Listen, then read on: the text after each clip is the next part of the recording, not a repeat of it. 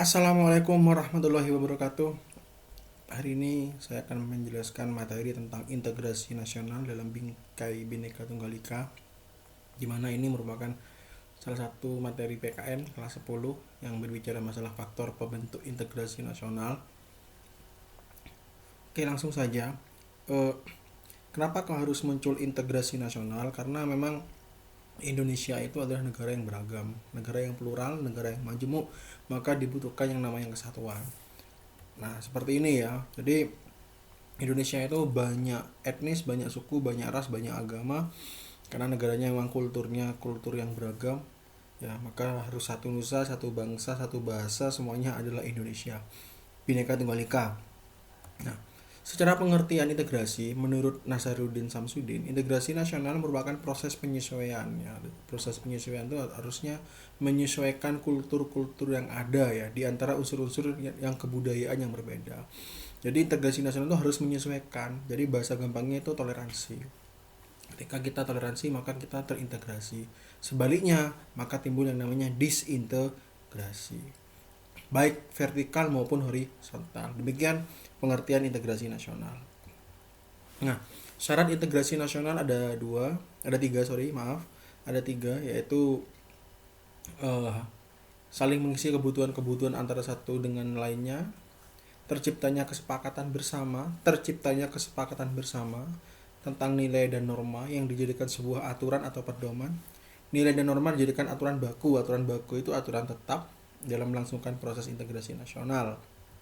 Nah, faktor pembentuk integrasi nasional itu ada faktor pendorong, faktor pendukung, dan faktor penghambat.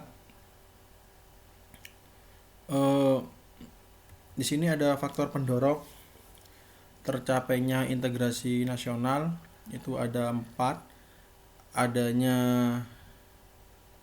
rasa senasib dan seperjuangan yang diakibatkan oleh faktor sejarah. Terus adanya ideologi nasional yang tercermin dalam simbol negara, yaitu Garuda Pancasila dan semboyan Bhinneka Tunggal Ika. Adanya tekad serta keinginan untuk bersatu di kalangan bangsa Indonesia seperti dinyatakan dalam Sumpah Pemuda. Adanya ancaman dari luar yang menyebabkan munculnya semangat nasionalisme di kalangan bangsa Indonesia. Ini faktor pendorong. Apabila ini dilaksanakan, insya Allah integrasi menjadi baik. Faktor pendukungnya penggunaan bahasa Indonesia dengan baik ya dan benar. Adanya semangat persatuan dan kesatuan dalam satu bangsa, bahasa, dan tanah air. Terus adanya kepribadian dan pandangan hidup yaitu Pancasila. Adanya jiwa dan semangat gotong royong, toleransi, solidaritas. Dan terakhir adanya rasa senasib sepenanggungan akibat penjajahan yang diterita. Ini faktor pendukung ya. Nah, ini faktor penghambat terjadinya integrasi. Yang pertama, kurangnya penghargaan terhadap kemajemukan yang bersifat heterogen, yang bersifat sama banyak ya. Kurangnya toleransi, nah, bahaya juga apabila toleransi tidak ada maka muncul disintegrasi. Kurangnya kesadaran diri terhadap masyarakat Indonesia terhadap ancaman dan gangguan dari luar. Adanya ketidakpuasan terhadap ketimpangan dan ketidakmerataan hasil-hasil pembangunan. Tumpang tindih ya. Konstitusi atau aturannya tumpang tindih. Ini faktor penghambat. Semoga ini tidak terjadi, karena kalau ini terjadi ya maka perpecahan tuh akan ada. Tapi kalau ini tidak terjadi maka kita timbul integrasi yang baik lah gitu. Nah, tantangan dalam menjaga keutuhan NKRI itu tantangannya yang pertama, strata multak dilakukan dengan menjaga kedaulatan dengan keutuhan wilayah negara dan keselamatan bangsa Indonesia. Strata pentingnya itu menjaga kehidupan demokrasi, politik, ekonomi sampai sara ya. Terus strata pendukungnya itu turut memelihara ketertiban dunia yang sesuai di pembukaan Undang-Undang Dasar 1945. Nah, ini ATHG yang sekarang harus kita perhatikan betul tentang ancaman, tantangan, hambatan, dan gangguan. Kita harus tahu artinya ancaman itu usaha yang bersifat mengubah atau merombak kebijaksanaan. Ini biasanya dilakukan oleh golongan-golongan yang agak separatis ya atau ekstrim. Tantangan adalah hal yang usaha bertujuan untuk mengubah kemampuan. Ini tantangan kita bersama. Hambatan usaha yang berasal dari diri sendiri yang bersifat bertujuan untuk melemahkan. Jadi semacam kita sudah tidak peduli lagi dengan konstitusi Indonesia, itu hambatan kita. Gangguan adalah usaha yang berasal dari luar yang bersifat bertujuan melemahkan dan menghalangi secara tidak konseptual atau tidak terarah gitu ya. Ya, ini harus kita perhatikan betul, harus kita pahami betul artinya gitu. Ya, ini ancaman militer adalah ancaman yang menggunakan kekuatan bersenjata, terorganisasi dan mempunyai kemampuan membahayakan kedaulatan negara. Ini ancaman militer ya, seperti perang lah contohnya gitu kira-kira ya.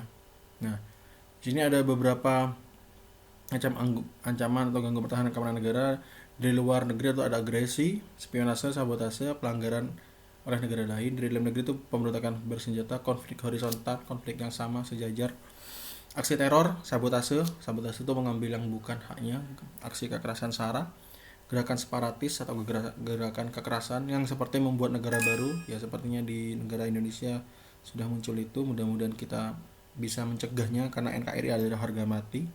Ya, pengerusakan lingkungan juga masuk ke dalam berbagai macam ancaman. Tuh. Ancaman non militer ini ancaman yang sifatnya humanis atau manusiawi, tidak ada unsur-unsur kekerasan seperti militer, seperti penyalahgunaan narkoba dan korupsi ya, seperti penyalahgunaan narkoba dan korupsi. Ini masuk ancaman yang sekarang marak sekali, penggunaan narkoba dan korupsi di Indonesia. Ya, mudah-mudahan kita bisa mengatasinya dengan baik dan benar supaya berkurang.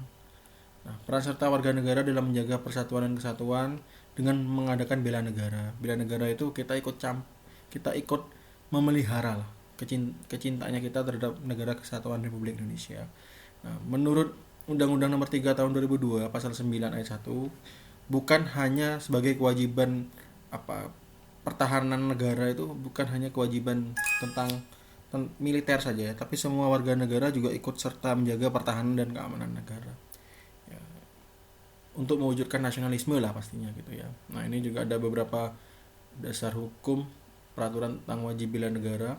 Ya, silakan yang menonton channel ini dibaca, monggo, karena cukup banyak ini dasar hukumnya. Intinya bela negara itu kita ikut serta menjaga keamanan negara, meningkatkan nasionalisme, menjaga keamanan dan ketentraman, itu juga bagian dari bela negara gitu ya. Oke. Jadi sudah ada dasar hukumnya juga di pasal 30, tiap-tiap warga negara berhak ikut serta dalam pertahanan dan keamanan negara. Juga di pasal 27 ayat 3 Undang-Undang Dasar Negara Republik Indonesia tahun 45 sama, juga bicara masalah pembelaan negara. Nah, wujud pembelaan negara itu bisa melalui pendidikan kewarganegaraan, pelatihan dasar militer, pengabdian sebagai TNI, pengabdian sesuai dengan keahlian atau profesi. Ini berdasarkan Undang-Undang Nomor 3 Tahun 2002 tentang pertahanan negara. Oke. Ini contoh di lingkungan kita ya sebagai warga negara. Ini contoh-contohnya monggo ya. Nah, oke. Demikian penjelasan saya tentang integrasi nasional. Mudah-mudahan bermanfaat. Jangan lupa like, subscribe, dan komen channel ini. Semoga bisa bermanfaat. Sekian. Wassalamualaikum warahmatullahi wabarakatuh.